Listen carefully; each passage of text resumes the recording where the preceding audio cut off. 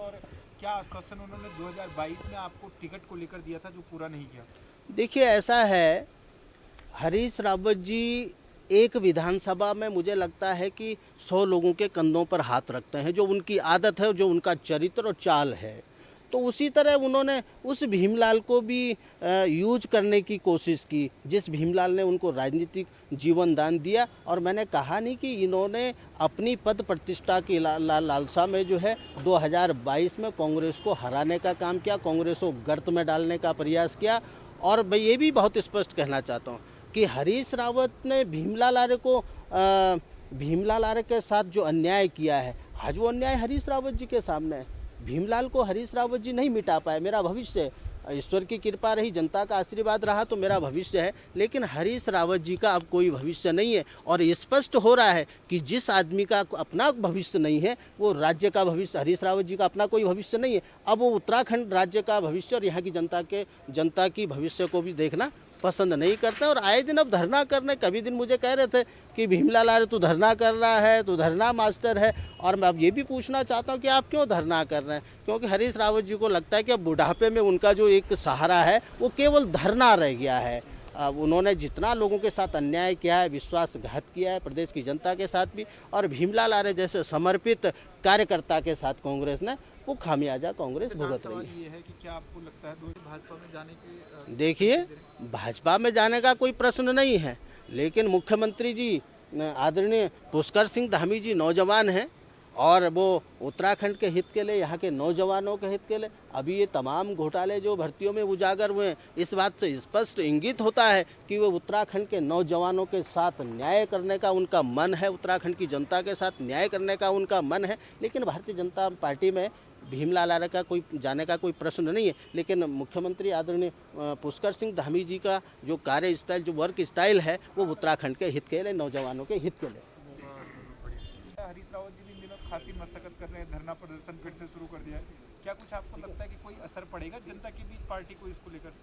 देखिए, कांग्रेस की कहीं कोई मजबूती नहीं है और इसका जीता जागता उदाहरण 2022 का विधानसभा चुनाव है। कांग्रेस विधानसभा का चुनाव नहीं लड़ रही थी, कांग्रेस तो मुख्यमंत्री का चुनाव लड़ रही थी। और ये मैं स्पष्ट तौर पर कहना चाहता हूँ कि हरीश रावत जी ने उत्तराखंड से कांग्रेस को पूर्णतः निपटा दिया है। अब कोई आसार कांग्रेस के नहीं है। और हरीश रावत जी की पद के प्रति जो उनकी लालसा है, मुख्यमंत्री बनने की जो उनकी लालसा थी, इस लालसा ने कांग्रेस को उत्तराखंड से समूल समाप्त करने का कुचक्र रचा था और वो रच गया है। अब कोई किरण, आशा की किरण नहीं कि कांग्रेस प्रदेश में उभर पाएगी, क्योंकि इनमें विभेद है, विभिन्नता है। विभिन्नता और विभेद होने के कारण जो है कांग्रेस अब उभर नहीं सकती है। लेकिन आपके जसपा में वापसी के लिए प्रयास? देखिए, कांग्रेस को उन लोगों ने, जिनको कांग्रेस ने मान सम्मान पद प्रतिष्ठा दी और बुरे दौर में कांग्रेस को चौराहे पर छोड़ गए, और भीमलाल आर्य ने कांग्रेस को बुरे दौर में साथ दिया है।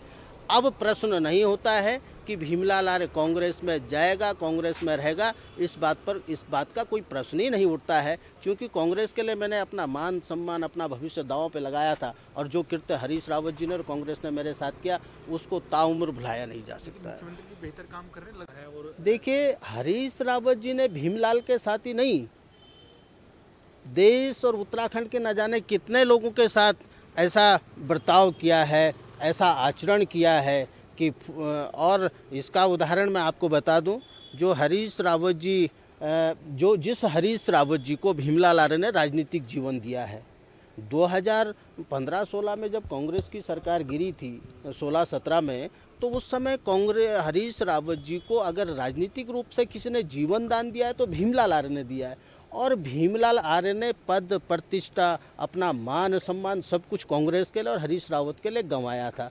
और वो मेरे जीवन की बहुत बड़ी भूल भी थी, क्योंकि हरीश रावत जी ने उसका ही सर हमेशा कलम किया है। जिसने हरीश रावत को पनपाने का काम किया है, उसी व्यक्ति का सर जो है हरीश रावत ने कलम किया है। और मैं ये भी याद दिला दूं कि हरीश रावत जी एक दिन में मुझे 5 बार अपने मरे हुए बेटे की कसम खाते थे कि भीमलाल मेरा वो बेटा है जो मरा हुआ था, और आज वो भीमलाल के रूप में वापस आ गया है।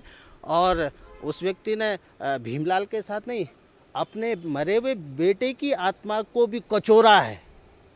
उनको भी मरने के बाद भी उस बेटे को यातनाएं दी हैं भीमलाल आर्य के साथ नाइंसाफ़ी करके। और मैं बता दूं आपको, देखिए 2022 में कांग्रेस ने जो टिकट दिए, एक ने कहा कि भीमलाल आर्य हरीश रावत गुट का है, फिर हरीश रावत गुट ने कहा कि भीमलाल आर्य प्रीतम सिंह चौहान गुट का है। तो इनकी गुटबाजी इनको ले डूब चुकी है, कांग्रेस को ले डूबी है और ये उभरने वाले नहीं है। ये मुख्यमंत्री का चुनाव लड़ रहे थे, ये विधानसभा का चुनाव नहीं लड़ रहे थे। संकट